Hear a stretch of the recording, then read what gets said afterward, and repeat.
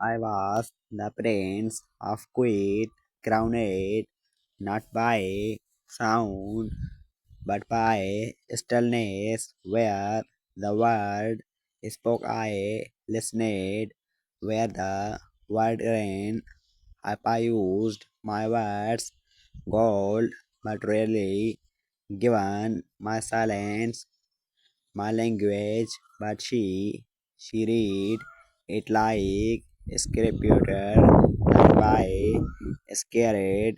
Then she did not wait for me to speak. She sat beside the host and smiled as if every unspoken thing inside me was already her favorite verse. I used to think love was so loud, tenderest hearts, racing pulses, roses bloom beneath crescents of moonlight.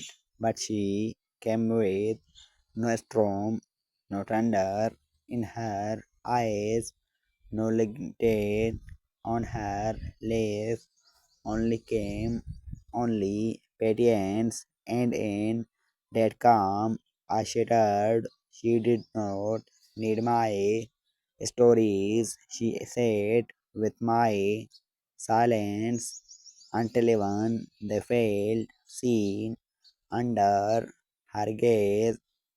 Even my stillness grew bold or desired. My oldest friend, you understand what I mean.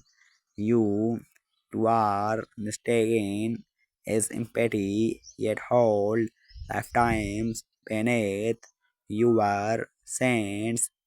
She was like you, still west, misunderstood, and yet full of hidden essays. The first time she looked at me, I said nothing, and yet she leaned closer as if my breath was a paragraph and my glance an entire novel. She turned my host into harmony, my pause into poetry. She made the silence between words the most powerful line of the poem. Others needed explanation. She needed only presence. I could sit across from her for hours without uttering a sound, and she would nod, smiling, sighing, as if I had just poured my heart out in verses that no tongue had shaped.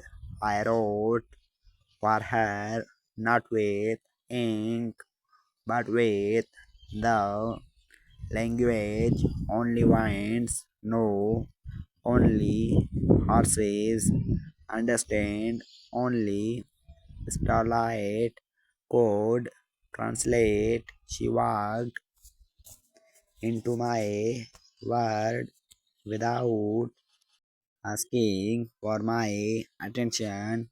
She simply stayed long enough for even my silence to open its doors in Majlis gatherings when all eyes were on me. She was the only one who watched the space between my breath, not me, words, but what I held back, and she loved that part the most.